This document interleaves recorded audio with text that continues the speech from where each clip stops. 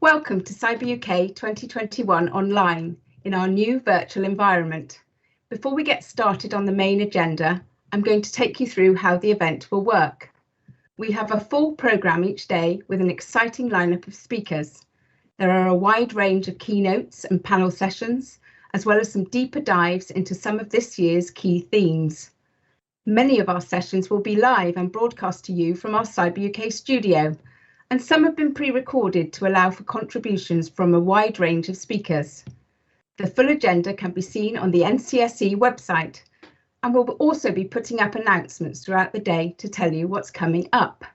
You can navigate the content on the YouTube channel, choosing from our live spotlighted sessions, on-demand videos, and contributions from our sponsors. Content will also be available to watch back on this channel for 3 months post-event. We have enabled auto captioning on all YouTube videos, so where available, you will be able to toggle this on or off. To turn on closed captions, click the gear icon in the play bar. Click Subtitles, then English auto-generated. And please note, as captioning is auto-generated by YouTube's speech-to-text system, grammatical and spelling errors may occur. The NCSE takes no responsibility for the content and accuracy of the captions. All of our main keynotes and panels will also have a British Sign Language interpreter visible in the window in the corner of your screen. Join in the conversation and spread the word. We welcome your interaction with the sessions, so if you have comments, feedback, or want to reach out to others in the event community, please do so using the channel comments facility or connect with us on Twitter or LinkedIn. This afternoon, we are running a dedicated Q&A session on Twitter on the topic of ransomware, the risks to schools, and the ways to prevent it. Please submit your questions on Twitter or the YouTube channel chat, and our expert speakers will be on hand to reply. When asking questions or leaving comments, don't forget to tag us or use the event hashtags. Please be polite with your comments. As organisers of this event, the National Cybersecurity Centre is dedicated to providing a positive learning experience for all. We are all therefore expected to conduct ourselves appropriately in accordance with the CyberUK Code of Conduct, which you can find on our website. The NCSE reserves the right to remove and block any users who are found leaving rude, offensive or inappropriate comments. So all that remains is for me to wish you a great event. I look forward to hearing your feedback and seeing many of you again in person in Wales next year. Thank you.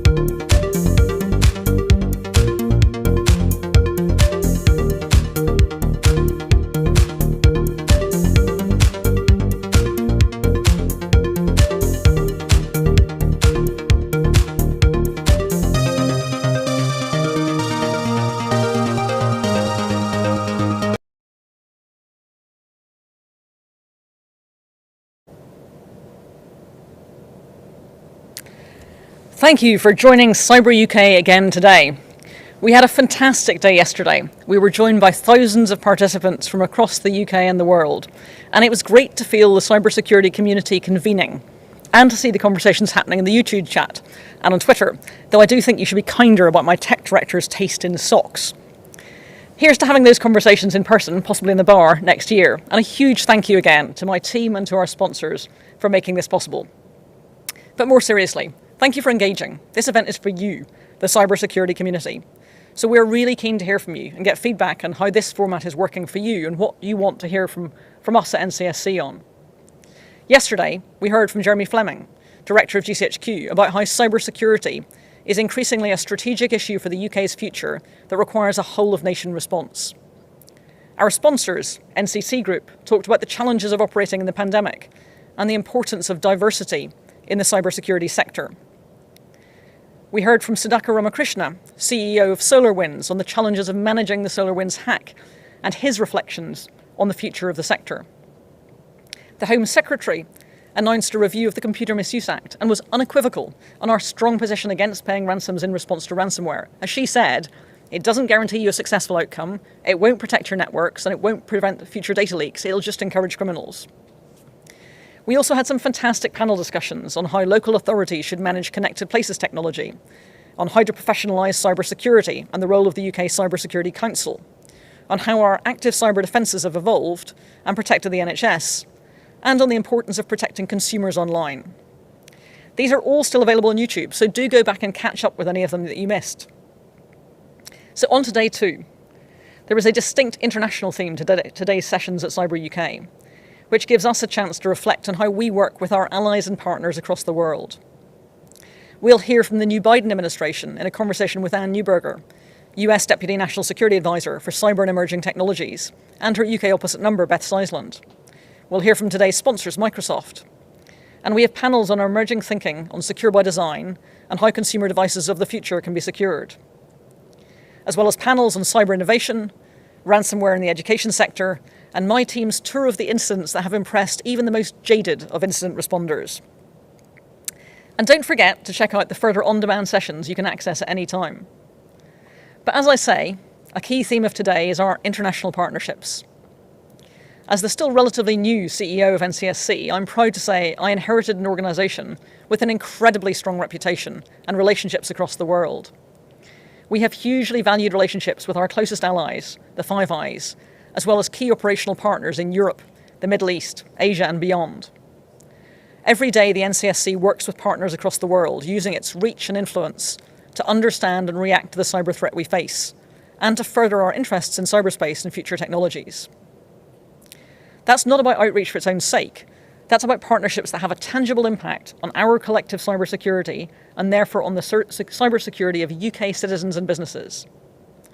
We want technology to be exciting and enabling, to create progress and prosperity, to be a force for good. To do that, it needs to be as safe as possible for everyone. The government recently laid out its vision for global Britain in a competitive age in the UK's recent integrated review of security, defence, development and foreign policy. As CEO of NCSC, I see this giving us great opportunities. It lays out the ambition to be a science and technology power, as well as a global cyber power. This strategy helps us maintain our leading edge in cybersecurity, avoiding risks of dependence on non-allied sources of supply for key technologies. It signals the importance of growing the skills to be a country that is resilient to cyber threats in the future. And perhaps most importantly, it commits us to shaping and influencing the global debates on how cyberspace is governed and future technology standards to ensure they reflect our values. Over the coming years, we need to work together across government and as a country to ensure this ambitious strategy is delivered. So I'm therefore delighted to welcome our next speaker, who played a critical role in the integrated review. As First Secretary of State, he is the man the Prime Minister turns to for leadership in cyber in the Cabinet, at a time when we're setting the agenda for the future with the next UK cyber strategy and determining the resources needed to do so, setting the conditions for our prosperity as well as our security. And as Foreign Secretary and the Secretary of State responsible for GCHQ, he's also played a leading role internationally in holding hostile states to account for malign activity in cyberspace, including most recently calling out the SPR for their role in the SolarWinds intrusion. There could be no more important time to hold these positions as we shape the international rules that govern cyberspace. It therefore gives me great pleasure to host and introduce First Secretary of State and the Foreign Secretary, Right Honourable Dominic Raab. Lindy, thank you so much, and it's a great pleasure to be here, and huge thank you to you and your team for the incredible work that you do. Now, you may remember, Lindy, on this day 4 years ago, computers across the NHS suddenly flashed up a red screen. There was an image of a padlock and the words, "Oops, your files have been encrypted." And with that came a demand for a Bitcoin payment and 2 countdown clocks. One of the clocks was for when the ransom demand will be doubled. The other was for when the files will be permanently destroyed. Staff were locked out of the computers they use for things like accessing records, booking appointments. They couldn't operate the MRI scanners, blood storage fridges. Even operating theatre equipments were knocked out. Now, this was the so-called WannaCry attack, a ransomware cryptworm which targeted a flaw in the Windows operating system. Now, for those who may not be familiar with the scale of this attack, computers and data across 48 NHS trusts were held to ransom. The assailants were hell-bent on extorting money, with absolutely no regard for the human cost. Now, if you think about it, if people had actually turned up physically and mounted an attack like this, the real world would have been outraged. There would have been camera crews, there would have been a public debate, all of that. But because it's online, we reacted differently. Now, maybe that's because we couldn't see or visualise those who were attacking the NHS. But if you think about it for a moment, in an age when there are 3.5 billion people on smartphones around the world, when we go online to shop, to bank, to stay in touch with our friends and family, when MRIs and other hospital equipment is computerised, when your fridge can tell Asda that you're low on milk, when almost everything has a digital dimension, at what point do we wake up and realise that online is a major part of the real world that we live in? And that's why it's so vital that we adapt. Of course, we need to seize the tremendous opportunities that the internet offers, but we must also ensure that we treat the accompanying threats with the seriousness that they deserve. Now, according to Harvard's Belfer Centre, the UK is already a top 3 global cyber power alongside the US and China. So as well as the opportunities for economic growth and the wider emancipation, if you like, of the citizen that we see online, I want to talk to you today a little bit about how we will continue growing our capabilities to defend the UK's interests online, and at the same time, how we're going to deliver our vision for being a leading responsible global cyber power, working with our partners to shape cyberspace according to our values. Now, there's a common misconception that cyber power is all about people like Q in a bunker somewhere coming up with the gizmos of the future. But the reality is that it's much, much broader than that. Now, we do need coders, computer scientists if we're going to succeed. But we also need a much broader alliance of people involved, the teachers, the researchers, businessmen and women, diplomats who understand how to make the best of the diplomatic power that we've got, as well as the new technology.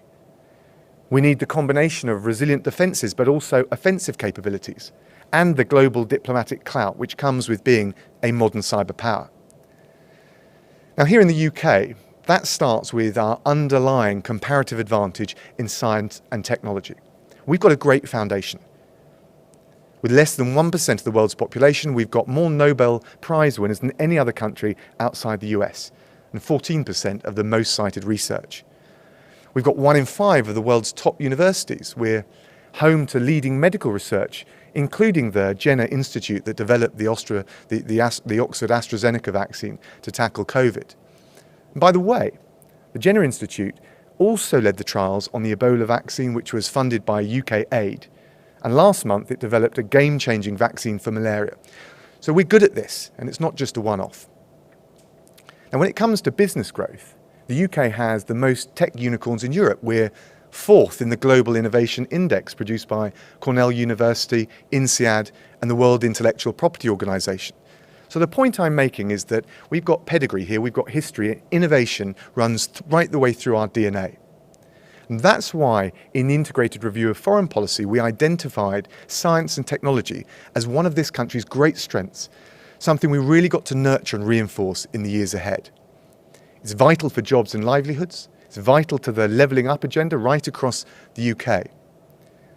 Now, London, I think, is well known as a magnet for tech startups. But don't forget that Belfast is a world-leading cybersecurity hub too, a top international investment location for cybersecurity firms. And the tech sector is thriving right across the whole of the United Kingdom.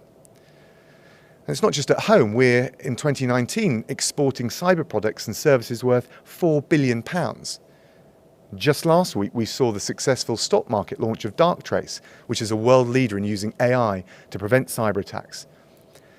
So UK tech creates jobs, it protects our security, but it's also helping us to be an even stronger force for good in the world. Think of the difference that mobile phone banking has made across Africa and Asia, boosting economic activity by giving millions of people access to the formal financial system, people that wouldn't otherwise have been able to finance business activities and otherwise. Now, it started back in 2003 with a research and development grant from British Aid. It supported Vodafone to launch a mobile currency service to support microfinance. And that led to banking services like M-Pesa, which is now used by over 28 million people in East Africa. But what does that mean in practice? Well, for a woman in rural Kenya, toiling to support her family through subsistence farming, M-Pesa has been a total game changer. It provides her with access to small loans and remittances from relatives. That's important because it gives her access to capital, and that allows her to set up a business, whether it's a small kiosk or something that can scale up to something even bigger. And that gives her and her family a ladder out of poverty. Just in terms of the scale of what that means, in Kenya alone, mobile money has helped around 185,000 women make that kind of transition. So my starting point in this whole debate is that UK tech is a massive, massive force for good. But I do think we need to acknowledge there is a darker side. And the integrated review highlighted the increasingly competitive world in which we live and the clash of values that is playing out today between countries that want to protect and preserve a system based on open and outward-looking societies, and those, on the other hand, who are promoting an authoritarian international system. And we can see this clash between authoritarian and democratic states playing out very directly right now in cyberspace. You've got authoritarian regimes like North Korea, Iran, Russia, China, who use digital tech to sabotage and to steal, or to control and censor. And perhaps we saw that most ruthlessly recently when the military junta shut down the internet in Myanmar. So how do we safeguard our vision of a free, open, peaceful and secure cyberspace? One which emancipates the citizen through this world of new online opportunities, but at the same time strives to protect them online from the predators, whether they're paedophiles, criminal gangs, or hostile states. Well, first, I think it's really important to understand the full spectrum of the threats that we face. Let me just give you a flavour of the kinds of malicious and dangerous activity that's happening all the time, although often it's out of the public's view. Just this weekend, the largest pipeline in the United States was knocked out by a criminal gang in the latest ransomware attack. Now, that pipeline, which runs from Texas to New York, transporting gasoline, diesel, jet fuel, provides 45% of the supply to the US East Coast.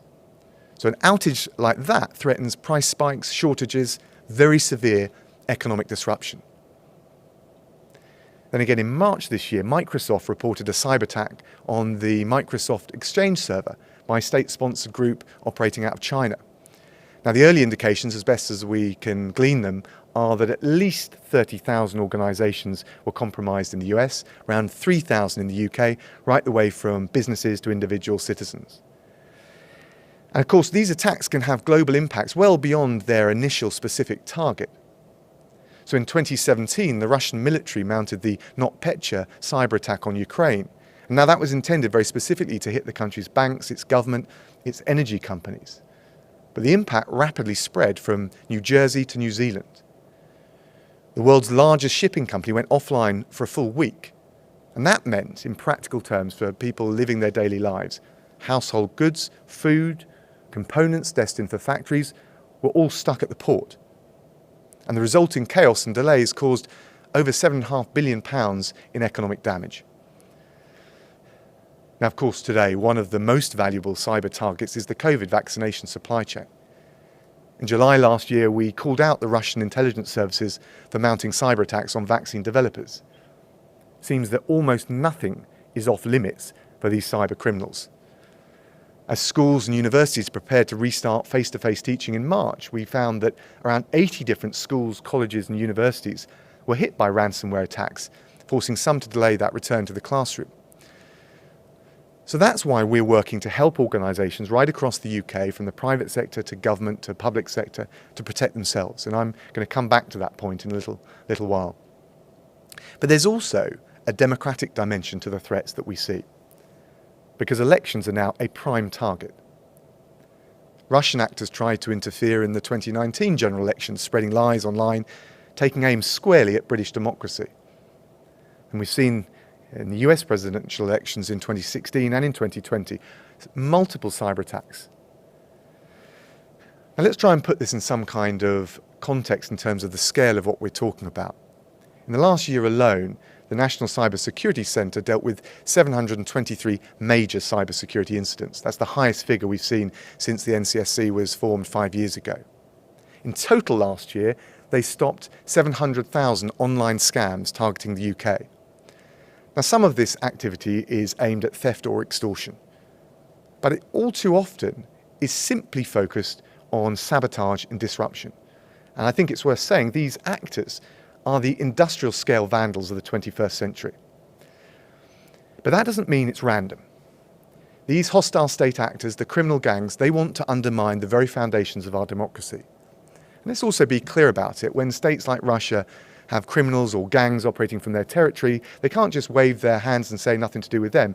Even if it's not directly linked to the state, they have a responsibility to prosecute those gangs and those individuals, not to shelter them. Now, these cyber attacks pose a very real risk, and it's on a daily basis.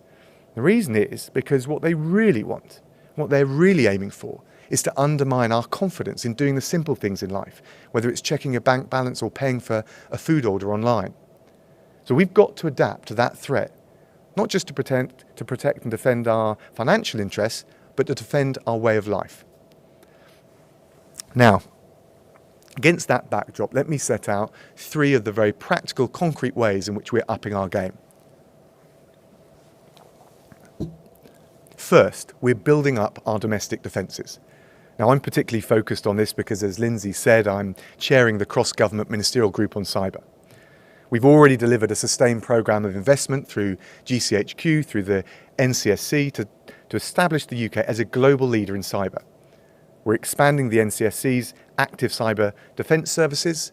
So, for example, we'll be taking down more and more malicious sites, helping the public sector to increase their email and website security. But we're not just reinforcing protection around the government. We want to help everyone, from businesses to families, to take the basic steps to stay safe online. Now, some of it's relatively simple stuff, but it may be simple, it's also absolutely essential. So helping people to create stronger passwords, turning on 2-factor authentication, updating our devices, backing up data. These are the basic bread and butter things that we can do to keep ourselves safe. And I have to say, I think the NCSC does a terrific job getting businesses to do this kind of basic due diligence, effectively helping them to defend themselves. They've helped over 23,000 companies in the last 12 months alone, and over 1 million companies access NCSC advice on staying safe online. Things like advice like giving boards the information that they may need to understand their cyber risk, right the way through to providing detailed technical advice for chief information security officers on how to configure their operating systems. And just yesterday, this conference heard about the NCSC's new early warning system, which will help alert businesses and other organisations to potential cyber attacks. So we're working to improve our resilience across government, but also across society. And yesterday, the Queen's speech announced legislation to protect consumers from the harms associated with things like cyber attacks on smartphones, smart TVs, cameras and speakers. So there's a huge effort going into all of this. And I would also want to say that although it's a great and diverse and enormous scale of the threats that we're seeing, our approach is working. It is starting to pay off. We're getting better at detecting, disrupting, deterring our enemies. Acting with partners around the world, we name and shame the perpetrators. We did this last month with the SolarWinds attack, exposing the depth and the breadth of cyber activities conducted by Russia's intelligence service, the SVR. And by revealing the tools and the techniques that malicious cyber actors are using, we can help our citizens and our businesses to see the signs early on, and that will help them protect themselves from the threats. Now, I want to be clear not just about the scale of the threat, but the time period we're talking. This is going to be a marathon.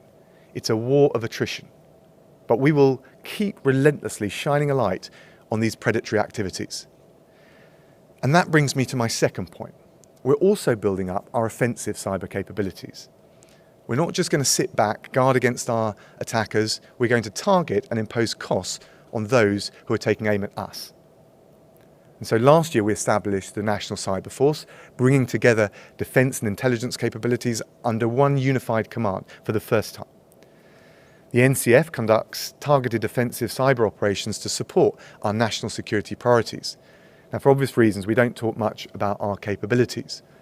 But this kind of technology can prevent the internet from being used as a platform for serious crimes, for example, by denying access to a particular part of a criminal gang's infrastructure or undermining their network. We can use it in military operations. We did it in Iraq during the battle over Mosul to disrupt Daesh's battlefield communications, which helped coalition forces to take ISIL fighters by surprise. Then again in Syria, we used it to impair the ability of Daesh to produce and spread their poisonous propaganda. And so we'll continue to use these capabilities where necessary in a proportionate way and in line with international law. Because ultimately, the difference between us and our adversaries isn't just about our capabilities. It's about how we choose to use them. Here in the UK and amongst our like-minded partners, we insist on democratic oversight, democratic accountability. We demonstrate respect for domestic rule of law, but also international law. We use our capabilities because they're necessary to defend our citizens, to safeguard international collaboration as a force for good in the world. Whereas our adversaries use their cyber power to steal, to sabotage, and to ransack the international system. And that brings me to my third point, which is how we're working with our like-minded partners to make sure that the international order that governs cyber is fit for purpose. Now, our aim should be to create cyberspace that is free, open, peaceful and secure, and which benefits all countries and all people. We want to see international law respected in cyberspace just as we would anywhere else. And we need to show how the rules apply to these changes in technology, the changes in threats, and the systematic attempts to render the internet a lawless space. Hostile states using cyber to warp a democratically held election, that violates international law. Governments and gangs using cyber to paralyse another country's healthcare system, that violates international law. So our challenge is to clarify how those rules apply, how they're enforced, and guard against authoritarian regimes bending the principles to meet their own malicious ends. Now, we've been at this a while. 10 years ago, the UK government brought together in London more than 60 countries to try and establish the principles for governing behaviour in cyberspace. We're talking about basic principles, things like universal access to the internet, protecting individual human rights online. Now, it was a good point of departure, but only a point of departure. But you've got to start somewhere. Today, as you'd expect, we're working very close with our traditional partners in the Five Eyes in NATO. But here, I think the key thing is we're also seeking to bridge the old geopolitical dividing lines between the West and the G77, between the global North and the global South. So just to give you a flavour of it, last month, the UN General Assembly unanimously agreed a set of voluntary principles for how states should behave in cyberspace, including things like the importance of protecting health infrastructure. So that was another important stepping stone. But we want this to lead to a wider agreement on how to respond to those states who systematically commit malicious cyber attacks. Now, here in London last week, we had a good conversation about these kinds of issues at the G7 meeting of foreign ministers. And it wasn't just the usual G7 group. We invited ministers from India, Australia, South Korea, South Africa, and Brunei, which is chairing ASEAN, to come and join us because we wanted to broaden the conversation, broaden the group of like-minded countries cooperating on cyber. Because we've got to win the hearts and minds across the world in a much broader space for our positive vision of a cyberspace, which is a free space open to all responsible users and there for the benefit of the whole world. And frankly, we've also got to prevent China, Russia and others from filling the multilateral vacuum. And that means doing a lot more to support the poorest and most vulnerable countries who are most at risk. So today I'm very pleased to announce that the UK government will invest £22 million in new funding to support cyber capacity building in those vulnerable countries, particularly in Africa and in the Indo-Pacific. Now that money is going to go to supporting national cyber response teams, advising on mass online safety awareness campaigns, and collaborating with Interpol to set up a new cyber operations hub in Africa. The idea of that will be to improve cooperation on cyber investigations and to support those countries involved in mounting joint operations. So from my perspective, at least from a diplomatic point of view, is that as global Britain, we've got to be agile. We've got to work with traditional partners, but also with new partners. Now just take ASEAN, the Association of Southeast Asian Nations, which I mentioned earlier. That's a good example. It's a leader in this field. There's the ASEAN Singapore Cybersecurity Centre of Excellence, which is working to build up capacity across the region. Now that's a good example of the cooperation that we can really intensify, really energise, now that ASEAN leaders have signalled that they accept the UK's application to become a formal dialogue partner later on this year. So to sum all of this up, the threats we face from reckless cyber attacks like NotPetya or the attacks on our NHS, on our democracy, are all too real. But at the same time, I think we can feel confident, even optimistic, about the path that lies ahead. Because we can grasp the opportunities that the internet presents today and protect those at risk from the online predators. We can lead international in protecting the most vulnerable countries and at the same time bring together a wider coalition of countries to shape those international rules that serve the common good. And Britain has a real comparative advantage in this space. We've got the world-beating coders, the world-beating scientists, the groundbreaking innovators. And at the same time, we've also got in GCHQ, the NCSC, the National Cyber Force, the capacity to defend our liberties at home and to protect the world's online freedoms from those who would poison the well. And that's our mission as global Britain, to flourish as a tech superpower and to serve as an even stronger force for good in the world. Thank you very much.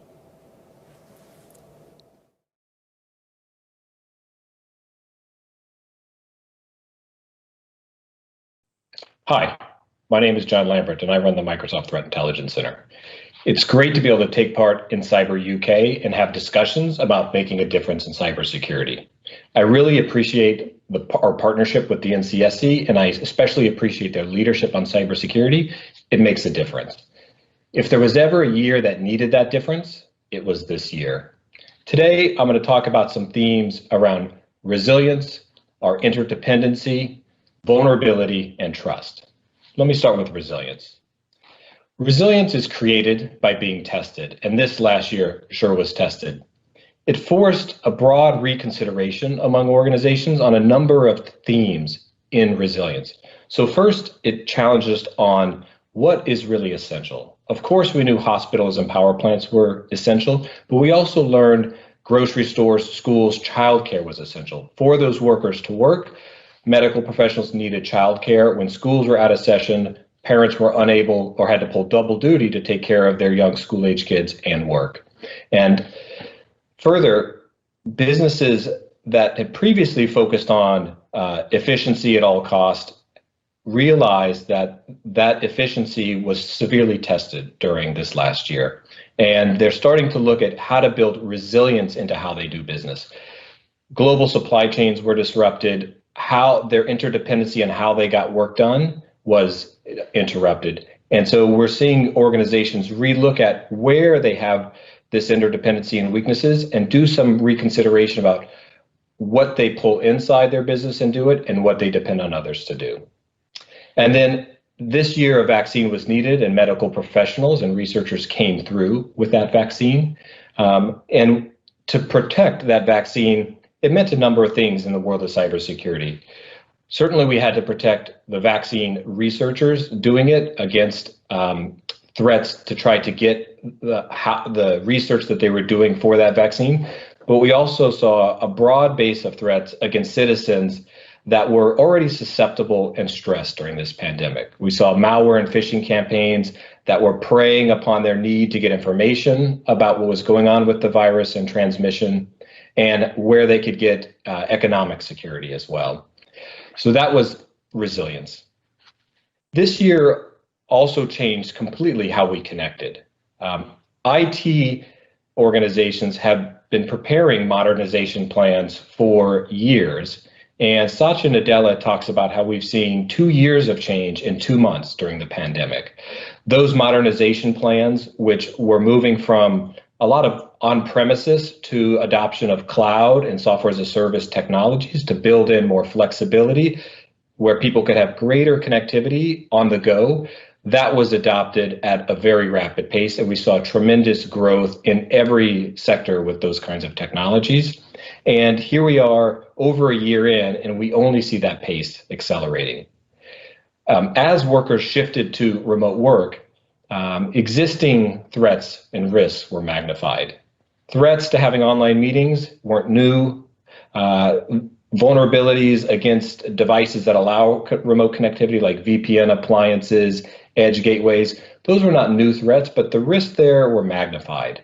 One thing that was accelerated, and this is both the good news and I don't want to say bad news, but reminder of the progress to be made, which is multi-factor authentication. It's hard to talk to a cybersecurity practitioner and not have them talk about the importance of multi-factor authentication to secure your identity online. And we did see during this last year with the shift to remote work, adoption of multi-factor auth double year over year. So in a way, that's fantastic. At the same time, it doubled from what we see at Microsoft with Microsoft Account and Azure Active Directory, doubled from 8% adoption to 16%. So yes, it doubled, but it just reminds us how much more work there is to be done to get the population around the world to embrace multi-factor authentication and make that easy to do.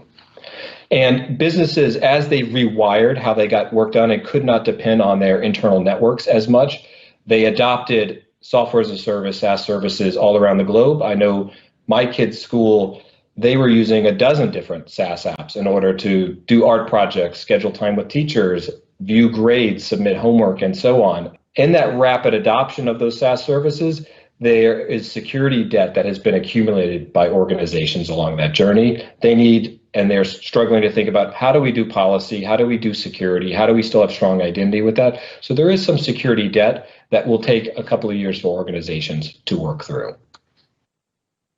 And certainly this last year showed our mutual vulnerability.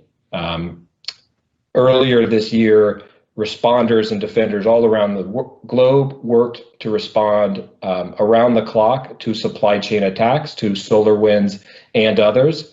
And it really showed the importance of asset management. And if there was ever a year where we felt like we're all in the same boat, this last year was it. And despite that, cyber criminals were rocking that boat with attacks, ransomware attacks against schools and hospitals and other pieces that society depends on.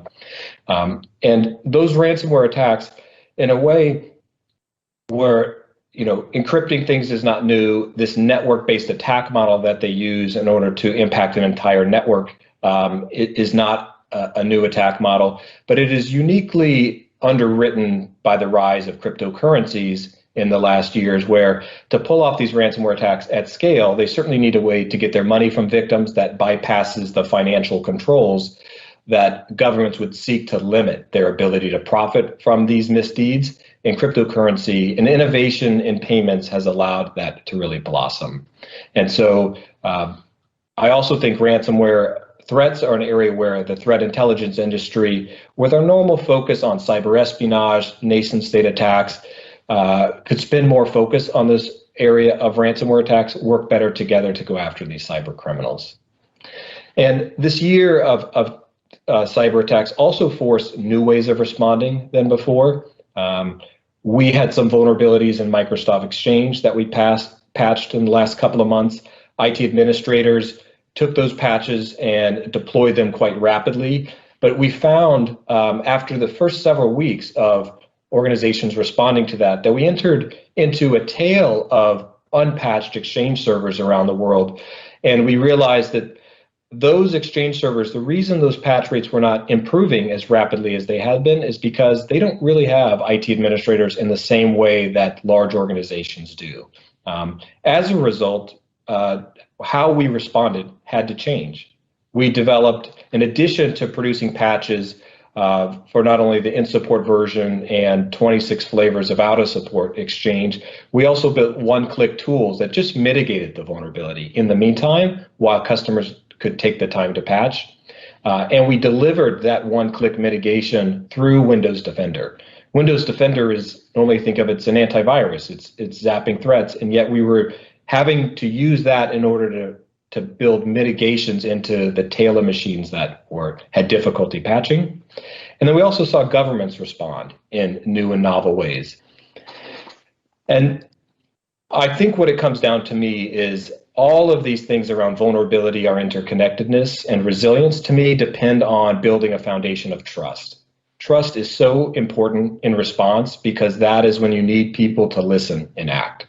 And I think we can work on building trust with organizations around the globe in a few different areas. Certainly, it's hard to have security if you don't have strong identity. And for Microsoft, we believe this is a zero trust approach. And this means embracing concepts like verifying identity explicitly, strong identity on the machines that they're connecting from, the identity of the user and the service that you're connecting to. Having a least privilege model where if something goes wrong, the blast radius of that user at that time is limited. And thirdly, they're assuming breach, having an assume breach mentality, and that means constant monitoring. It's also important for defenders to work together and have trusted information and prioritize threats. When you have so many things that people need to respond to, you have to have a way to have simple information about what do people need to do now. And lastly, you can't have resiliency without resilient people. This is a year of overtaxing already overtaxed people. And so I would say it's important for us to remember just how much our people are behind everything that we do, and investing in our people, making sure that they have the downtime that they need, so they're there that when we need them, and that the fundamentals matter. The fundamentals matter as much as in life in terms of hygiene and all of those things as they do in the digital world. With that, thank you for your time today, and I hope you enjoy the rest of the program.